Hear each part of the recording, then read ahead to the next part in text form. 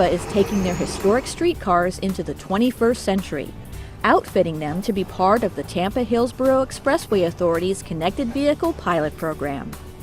Part of what we're doing for the CV pilot is outfitting these historic streetcars with CV technology so that we can help prevent people turning right in front of the streetcar. We're adapting an application that was really designed to only warn the streetcar driver inside the streetcar when a car is approaching and making a right turn in front of the car as it is trying to proceed forward. What we've done is we've actually put that into the streetcar, but we're also warning the driver now that they're crossing in front of the streetcar so that they have an opportunity to avoid the collision. A lot of people don't realize that these vehicles at 65,000 pounds can't stop on a dime, so they treat them like regular cars, and that creates a dangerous situation. So what we're trying to do is provide the driver of the trolley and the driver of the vehicle a warning that they're getting too close and that they're putting themselves in harm's way. This is something that's going to create a safer downtown for us, not only for pedestrians but also for drivers, helping prevent and avoid accidents. Buses and private vehicles are part of the pilot, but the streetcars were the most challenging vehicles in which to install this new technology. And they're going to take that and route that on the roof to our OBU. We're getting ready to install the 3 antennas on top of the streetcar.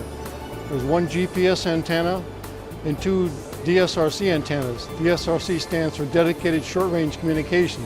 With the trolley rooftop being wooden, we needed a metal base plate to ensure we have a good ground plane for good antenna reception for transmitting and receiving. One of our other concerns is directly above the antenna there's high voltage, there's 640 volts. So we're going to have 640 volts, high voltage, directly above our antenna. And we have no experience with that previously. So we are learning as we go how that will affect. Our goal is to have no interference. There's a lot of work that goes into this. We had to actually remove all the panels in order to run the cabling through the streetcar, so that created a challenge. So when you guys take all these panels off and you're fishing the HDMI cables. Yeah, it's actually up behind there. In addition to the complex wiring and antenna installation, technicians need to make sure the alerts are given at the proper times. We don't want the warning to go off too soon or obviously too late, so we have to work the timing to be right so that people, as they get the warning, it's at the proper time so that they can apply the brakes or move out of the way or whatever the right things are to do. Now, was I glad to see that. A successful equipment installation means the streetcar is ready to be tested on the roadway.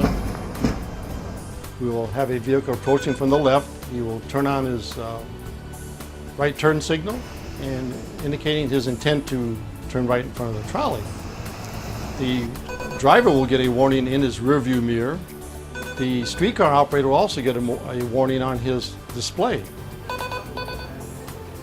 If the driver decides to continue to make the right turn in front of the streetcar, then there will be an additional warning given to both the streetcar operator and to the vehicle.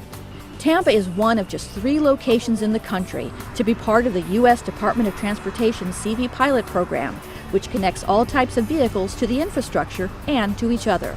I'm very proud that Tampa is part of the CV pilot. It's really exciting because we're part of the future and we're showing how it can be done. So we're hoping that this project shows the benefits that we expect to see and that we're able to provide the data for USDOT to make good, sound decisions in the future.